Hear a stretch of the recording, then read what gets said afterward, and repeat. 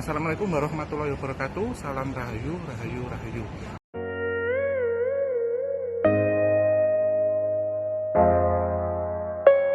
Siapa yang tidak kenal dengan trio 13-13-13? Bagi kalian yang mengikuti dari awal channel YouTube Kisah Tanah Jawa, pasti akan langsung teringat dengan Mas Mada, Genta, dan Om Hao. Ketiga sahabat tersebut adalah awal mula berdirinya channel YouTube Kisah Tanah Jawa, yang didukung oleh sahabat mereka Silmi, yang berperan di balik layar dalam membuat setiap konten di Kisah Tanah Jawa. Kisah Tanah Jawa berawal dari gagasan Bonaventura Genta bersama Silmi sang sahabat. Kemudian Genta sendiri mengajak Mbah KJ atau Mas Mada untuk bergabung di Kisah Tanah Jawa.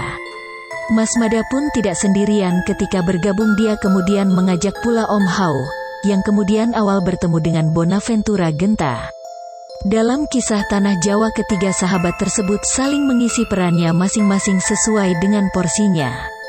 Genta sebagai anak muda yang awam akan hal-hal mistis, namun dalam setiap pertanyaannya selalu mewakili perasaan penasaran para milenial. Dan Mas Mada sebagai literatur sejarah, yang kemudian dikonfirmasi oleh Om Hao melalui metode retrokognisi sekaligus penyambung lidah di Kisah Tanah Jawa.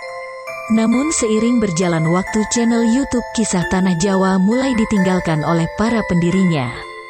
Diawali dengan keluarnya Mas Mada di tahun 2018, setelah itu Mas Silmi yang berperan di balik layar di setiap konten channel Kisah Tanah Jawa. Dan pada awal tahun 2021, kembali salah satu personil Kisah Tanah Jawa yaitu Bonaventura Genta mengundurkan diri.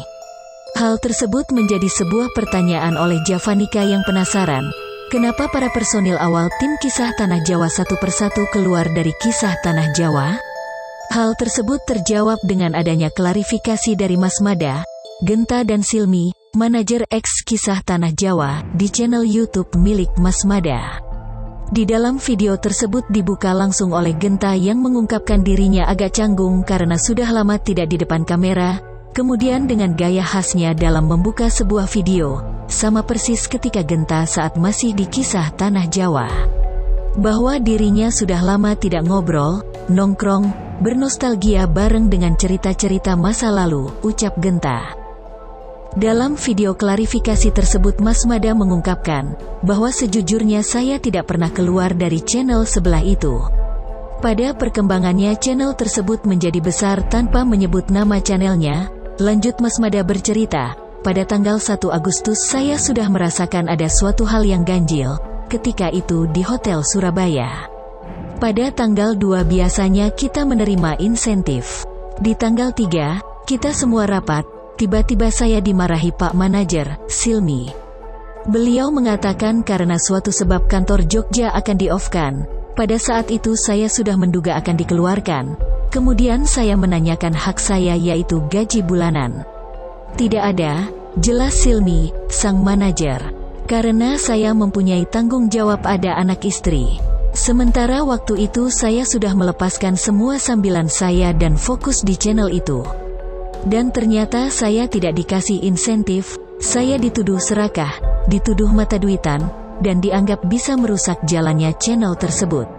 Seketika itu saya curiga mungkin ada omongan di belakang, karena saya pribadi tidak pernah serakah, saya belajar dari pengalaman dulu yang berasal dari ekonomi kurang.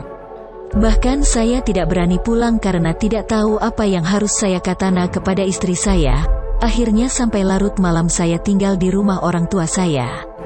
Kemudian Mbak Kiki bertanya, kenapa tidak pulang? Saya jelaskan bahwa saya mungkin dipecat dari channel itu dan tidak mendapatkan gaji.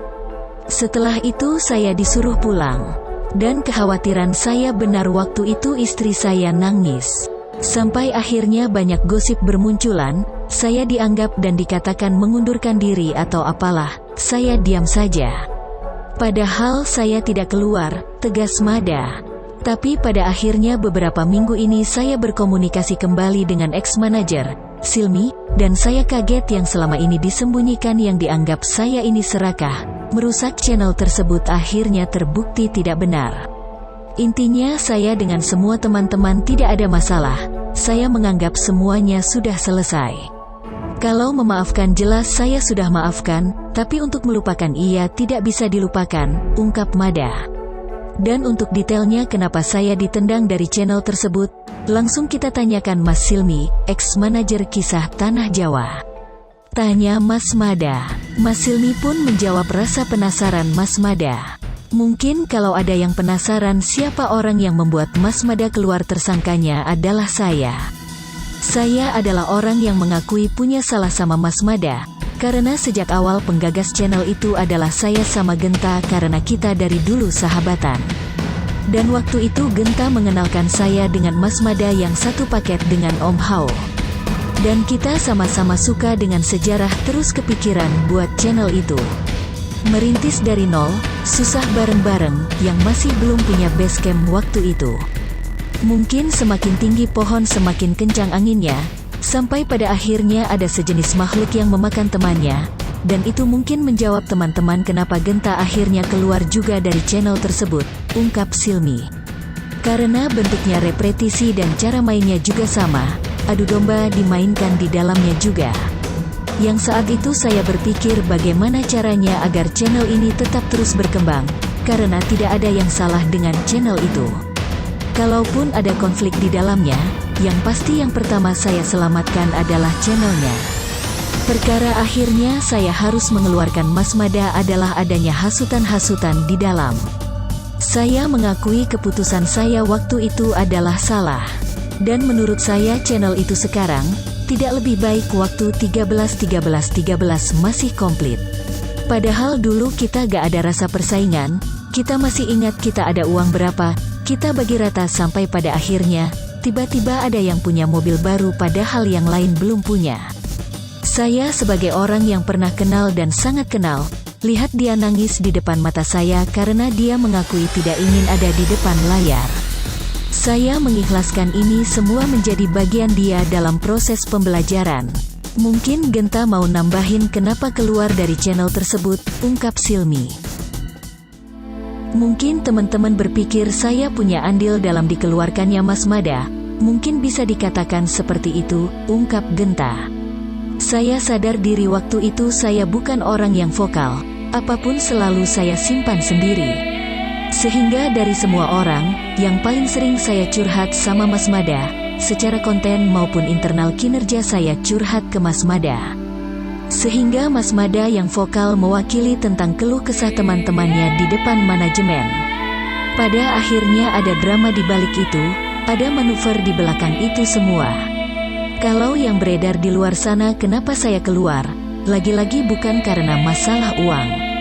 Sebenarnya, lebih dari itu. Kalau karena masalah uang kenapa saya harus keluar, justru di channel itu uangnya besar. Tapi sekali lagi bukan karena uang, tapi karena balik lagi masalah hati, ungkap Genta.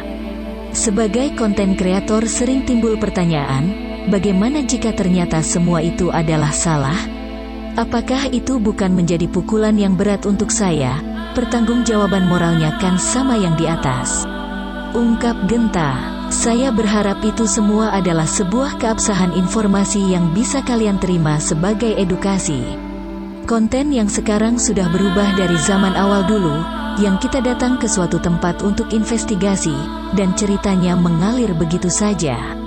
Tapi itu semua tidak saya dapatkan lagi di sana.